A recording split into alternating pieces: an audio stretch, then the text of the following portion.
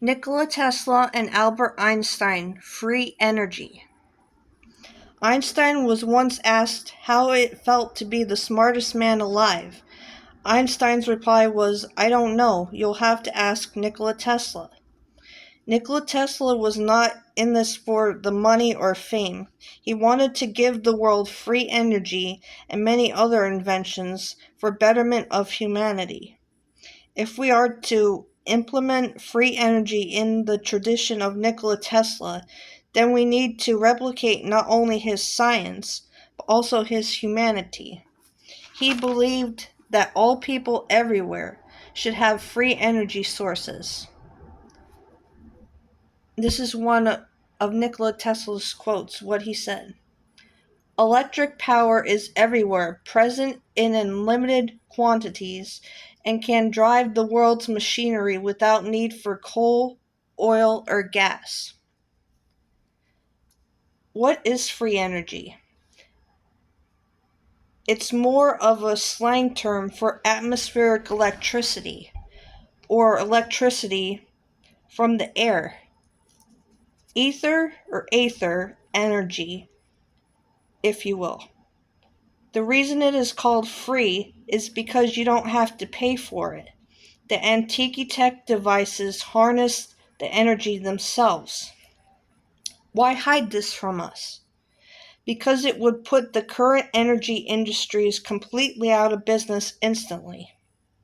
The energy industries are among some of the biggest elite class moneymakers in the world. This revelation is not like others that the elite class don't want you knowing, like crime statistics or the science of race and gender. No, this forgotten tech will single-handedly destroy the energy industries. You can bet that they work overtime to make sure the people don't know it even exists. That's why in the periodic table, the fifth element, ether or aether, was removed after 1908. This also means heavily altering our history and redesignating the Antikythera devices. These Antikythera devices are things we have all seen before, but we know them by different names. What is Antikythera? Antikythera is a blanket term to describe old, lost technology relating to atmospheric electricity. Many of these devices either harnessed or used this energy. How is atmospheric electricity harnessed? Electricity is running through the air around you right now. The higher elevation you are, the more electricity is around you, plus 100 volts each meter. You do not feel a shock because you are on the ground acting as a conductor. Essentially, there exists downward electrical current in the air of positive ions. There is a way to attract this energy when grounded using a long rod. This rod has negatively charged electrons running through it that it gets from being grounded. The high elevation of the tip of the rod means the rod is close to high voltage. The positively charged ions in the air attract the negatively charged electrons from the rod, creating electricity in the rod. How is this useful? It is essentially a clean, infinite energy source. There is no need to pay for anything except for the equipment required, and there is no pollution involved whatsoever. This energy source, when used to its fullest potential, will change our way of life for the better, at zero cost to the environment. All of our electrical equipment could be powered this way without the owner paying a single dime. This source of energy was used commonly before the 19th century, and we can see reminiscence of this technology everywhere in the world today. What are examples of Antikythera? Quite literally, entire buildings. Take a look at the old grand structures from before the 20th century. They have a common theme to them, and when you see it, you can't unsee it. I'm talking buildings, especially Capitol buildings, cathedrals, houses and towers, and more. The common parts found on these buildings are, now these are the Antikytech devices: long rods, conductive ornaments, and round windows, some looking like a magnetron. The list goes on. And this is how it worked, as you see here. There was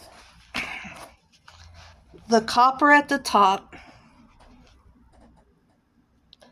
then mercury was put in here, and this harmonized this energy, and this was the resonance in the frequency and the storage. And these are other Antikytech devices, like these domes on top of buildings, and the round windows of churches. And here's a window in the shape of a magnetron.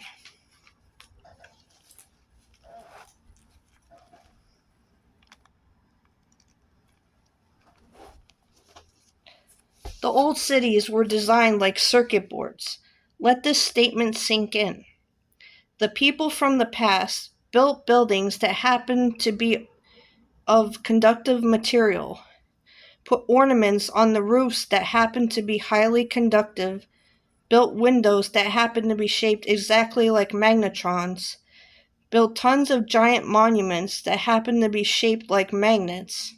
Right in the middle of cities, they built that just happened to be shaped like circuit boards, and we are to believe they knew almost nothing about electricity?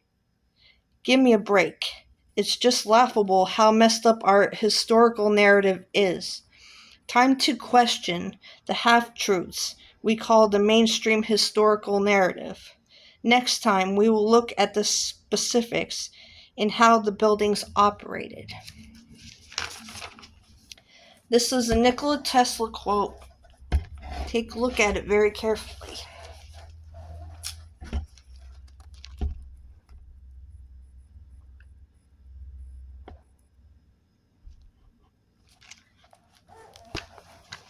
If you want to find the secrets of the universe, think in terms of energy, frequency, and vibration. Nikola Tesla.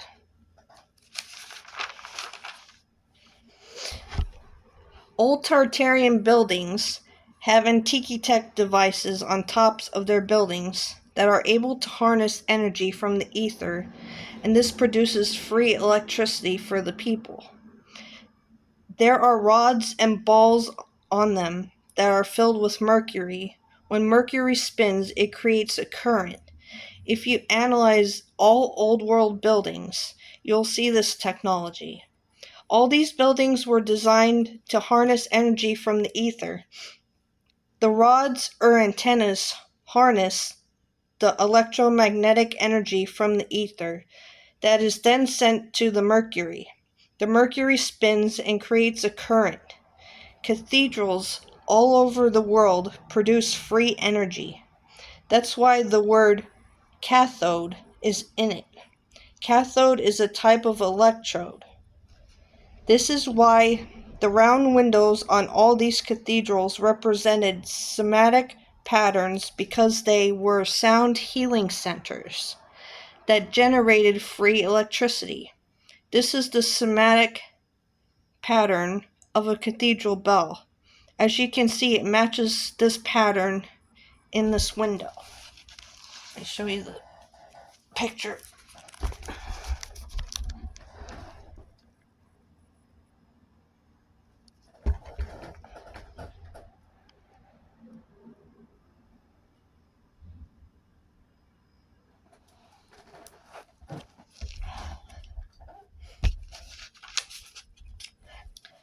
Literally, all round windows in cathedrals represent certain somatic patterns. These cathedrals were designed for people to lay down and experience sound healing. They were designed to pitch sound at some of the best frequency. This truth has certainly been hidden from us.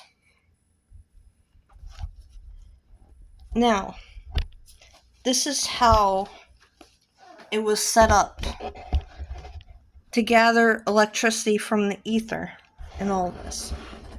So this, let me show you. Let me take it out so I can show you better. So this Antikytech device, the rod atop this tower of this house,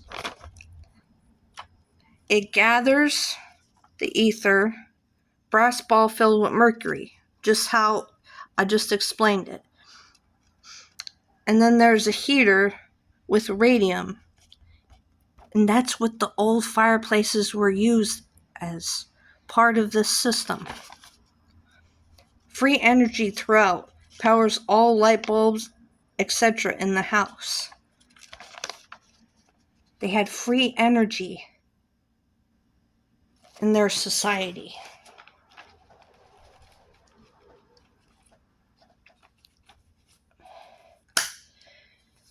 Radium. See, as it's used here in this picture, in the fireplace. It's all lit up. Radium was used for heat. No need for wood fires, oil, or electricity. No bills, no nothing. They hide radium not because it's dangerous, rather it has a lot of great free energy-like uses. The thing is that the radium has a green color to it, but in the image it shows a yellow glow to it.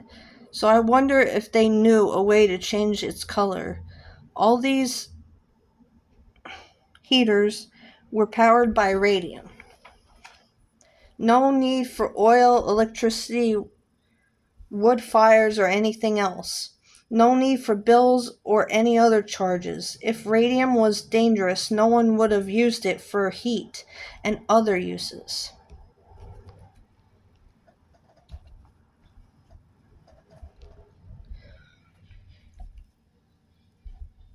Tartarian fireplaces and chimneys. Tartarian fireplaces were as ornamentally grand as the buildings that they resided in. These fireplaces were used as a type of bragging rights by revealing the intricate architecture of the homeowner's taste to visiting guests and relatives. Contrary to how we use fireplaces today, fireplaces themselves were not engineered to burn anything. Chimneys were not used to route smoke from the fireplace and outside of the home, and rebar in the structure of the home was not primarily used to provide any structural support. The rebar in the home was connected to the rooftop tower dome, which was quite possibly filled with various substances such as mercury, radium, or quartz crystal, and the metal poles sticking out of the top and sides of the building. All of this metal was then connected to the metal back plating found inside the original Tartarian fireplaces and chimneys, like the crosses found at the top of churches, cathedrals, and mosques.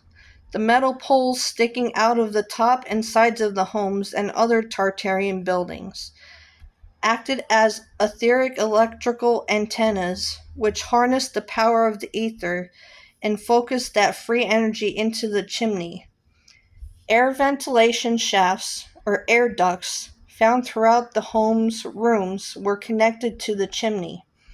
The rebar, rooftop tower dome, and metal poles sticking out of the sides of the home acted as a spider web, attracting the ether and concentrating the etheric energy all throughout the home. Tartarian fireplaces were not designed to burn anything. The metal back plating found inside of the fireplace and chimney was connected to the rebar upper tower dome and outside metal poles which concentrated the power of the ether and focused that free energy onto the metal back plate inside of the chimney, which ionized the air inside of the chimney. The ionized air, coupled with the rising and falling of hot and cold air currents created pressurized electric vacuum inside of the chimney. During the winter, chimneys acted as pressurized electric vacuums, radiating trapped heat inside of the chimney out through the fireplace metal sculptings and air ventilation ducts connected to the inside of the chimney. During the summer, the process would reverse, and the fireplace and air ventilation ducts would suck in heat into the fireplace, and air ducts connected to the inside of the chimney from the inside of the house, and by way of the ionized air from the etheric electrically charged metal back plate inside of the chimney would force the heat up the chimney and out of the house. These were the heaters that they put inside of those fireplaces and chimneys.